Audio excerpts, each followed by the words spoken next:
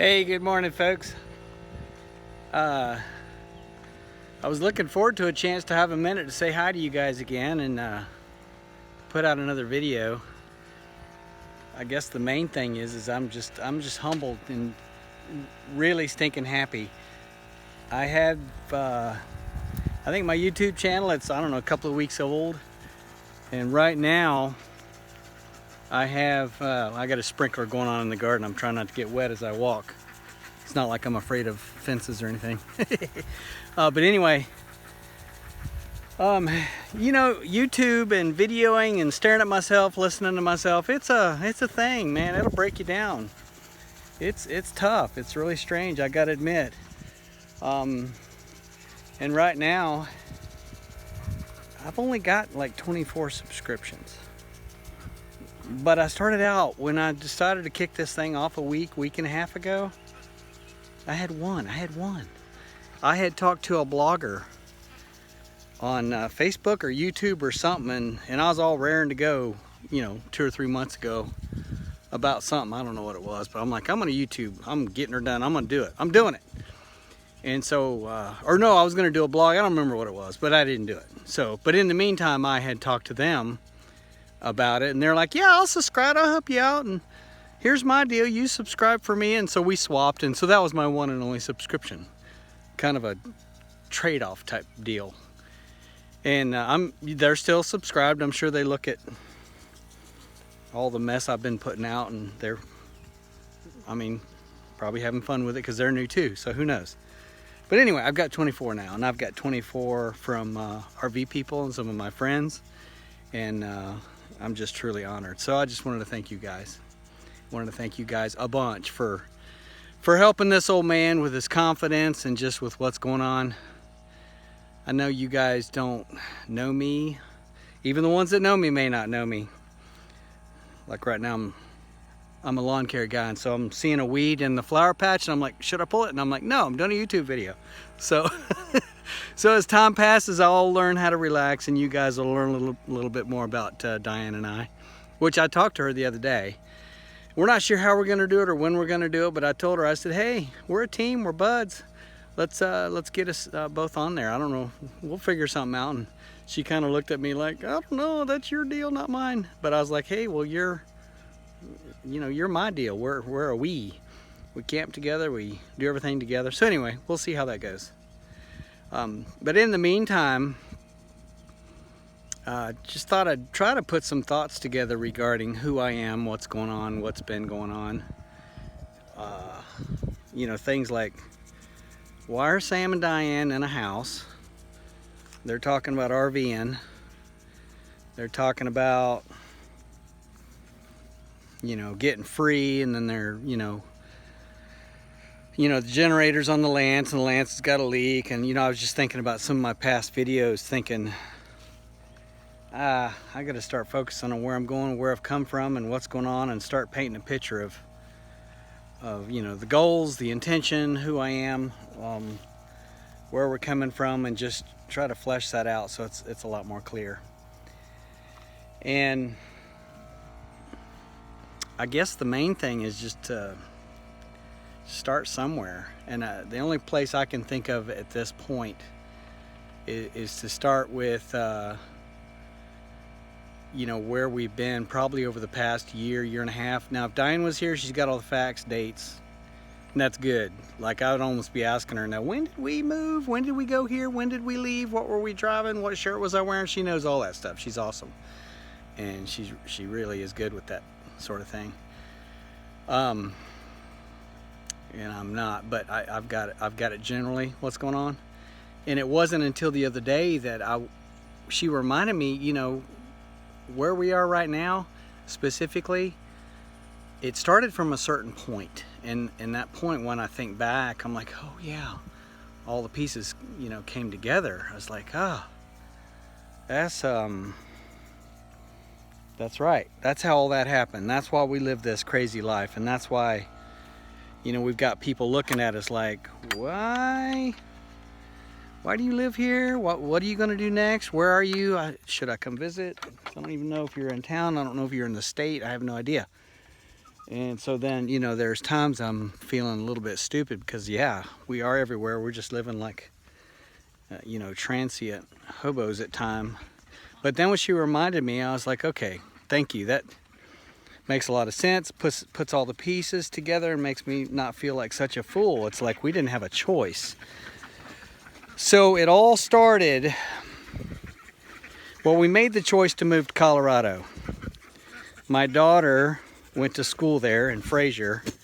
I'm getting my lawn chair. I'm tired of walking around. You guys are probably getting dizzy watching. But she moved to Colorado. She had a school up there she was going to go to.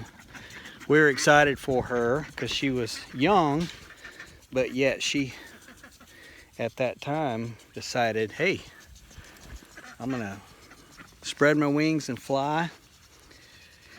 I'm going to do my thing, and I know what my thing's going to be, so I'm going to do it. So that's what I tried to do, is raise my son Toby and my daughter Kinsey to be independent, to get it going, think their own thoughts, and not always depend on much, just to be able to figure it out or know where to go to get the resources to figure it out. So she did that, and I was very proud of her. But at the same time, Diane, she's like, wait, pretty darn sure when you have a daughter going to college, they get married, and then when they get married, they have babies. So she started getting grandbaby on the brain, and she was like, Sam, we're moving to Colorado. And there was no arm twisting. Sam started packing bags and throwing socks in a duffel bag right then and there, because obviously Colorado would be my dream. Yeah, Rocky Mountain National Forest. Yeah, we got that while we were there. So, and I'm sorry I'm taking so long with this story. It meant to be just like 30 seconds. Anyway, we were in Colorado, and the job I was doing there, and the reason we could just hop up and go to Colorado, and the reason that, you know, RVing started to enter our life, was because I went to school in Denver prior to that by about 2 years to become an insurance adjuster. And, you know, that's what I was going to do. My body was getting older. I couldn't do a lot of the physical activities, horse training, trimming and shoeing horses. I just couldn't do that anymore. So I thought, I got to become a businessman or do something different, use my brain instead of my body. So I had several friends that were insurance adjusters, and they did real well, and they told me great stories. So I said, okay, well, we'll start piecing that one together, one piece at a time. Anyway, I did some adjusting work. I went to one catastrophe, but during that and kind of after the fact that I found out that adjusting wasn't quite the ticket for me. Not because I didn't like it, but because it's really hard to get into that industry, really hard. You've got to have a few cats in a row, a catastrophe in a row, or you've got to basically get a desk job somewhere, wherever they'll hire you, for about 2 years to gain the 2 years experience they all want you to have. 80-90 hours a week. You go when and where. They say jump, you say how high. You get paid decent, but you're pretty much selling off your 2 years or more. And then you've got the experience to then kind of like freelance and get hired by different companies and work from home and that sort of thing. Well, I don't know, it's just that stage of my life. I was not about to give my life to anybody. I just was not seeing it. I should have, don't know at this point. But I was like, I'm not doing it. I just am not doing it. And I know Diane was like, you should do it. I feel like that's our way. You know, we'll make good money, we'll be secure, blah, blah, blah. And she had a point, but I don't know. Just whoever I am.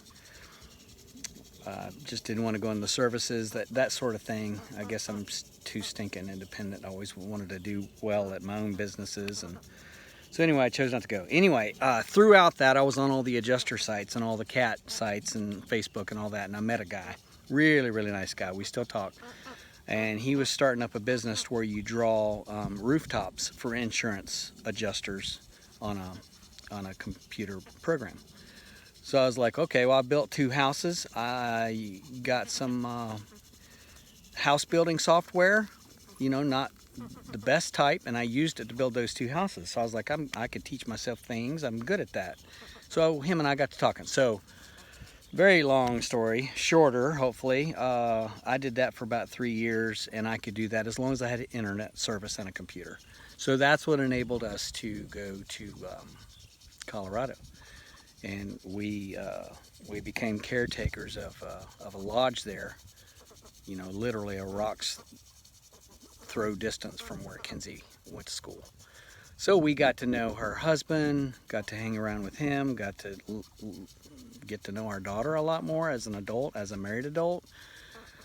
So we praise the Lord above every day that we got to do that, because we learn, and we're still learning so much from our daughter and our son-in-law.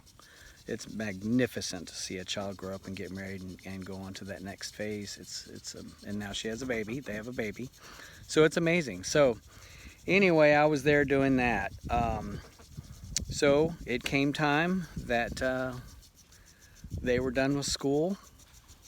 She was done with school, and they were married, and it was after school, and some things in that scenario for them weren't jiving, so they felt the drive to make a change, and they did. And they decided they would move to Pennsylvania, and they're set up nicely. It's a beautiful place. They've got a cute little apartment. It's going really well with them, but because of that, Diane was like, okay, the chance of grandbabyism is leaving Colorado. We are going. So Sam reluctantly packed a bag. It's almost like you can get the horse to go away from the barn, but you can't get him to run, and they kind of have these short, choppy trotting steps, but when it's time to go to the barn, I've never seen a horse cover more ground. They're gone. So that's what Sammy was. It's like, yeah, I was getting ready to apply for, mule deer hunting.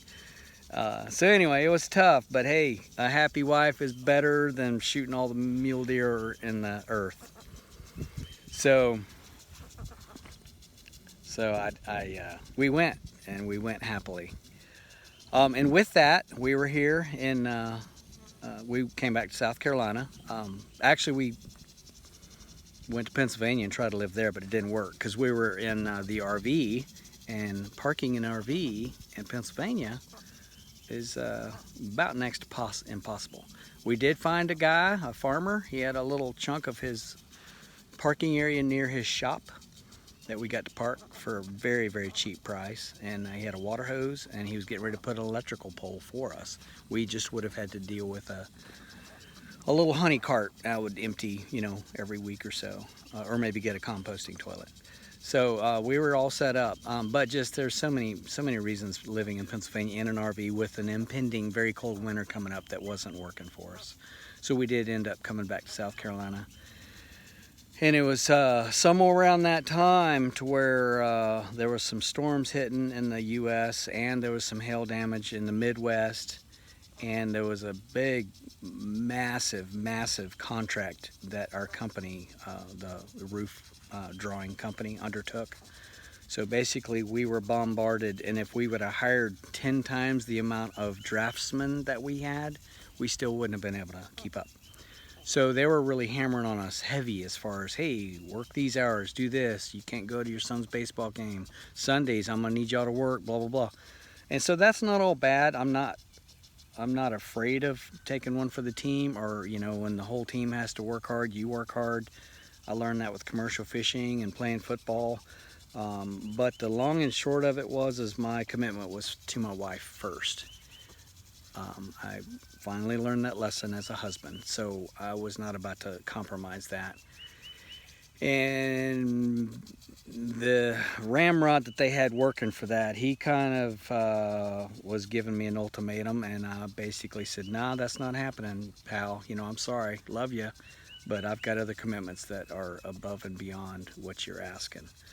And so, he flipped the lid, acted bad, and acted in a way that I was like, okay, apparently I'm going to have to go to the next step. And I gave my 2 weeks notice because I just saw more of the same coming, and it was going to get worse.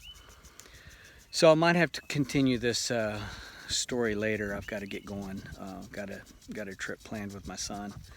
But 3.5 years of working off the internet, making good money, getting up and working in, you know, my pajamas with coffee ended. That whole thing just was like, I'm standing there thinking, out of a job, one, two, out of a remote job, and for an RV, a remote job is the ticket. That's what you need. That's what you want. You're able to go from California to Florida to New York if you have that. And so that all ended, and I had all kinds of plans to go to Alaska, and we even went to different places in Colorado, and I sat there and set my computer up off of an inverter and sketched houses and made money while I was catching trout in the evenings, and it was paradise. So that ended, and I'm sitting there looking at my wife with shaking in my knees thinking I had to do it, but now what? And so at that point, life got interesting, and I'll let you guys in more on that story after that. And the reason I tell you all this is because with our story and with your story, with everybody's story, there's always something that we can learn from each other, and there's some powerful lessons that I've learned throughout life and I put towards this scenario, and there are some lessons that I learned throughout this scenario that I'm using now. And you know, fortunately, I've learned those lessons good enough, and I'm able to understand them to the point where I can articulate that, and other people can learn from either, you know, however you want to say it, my mistakes, or the position I put myself in, or the position life put me in, and I learned through it. So either way, that's what started a long saga of Sam and Diane moving here and there and everywhere. So I'll fill you guys in later. Maybe there will be a part 2. Hey, y'all stay safe, take care, hug each other through this corona deal. If you know you've washed your hands, y'all stay safe, and we will hopefully talk to you soon. Bye.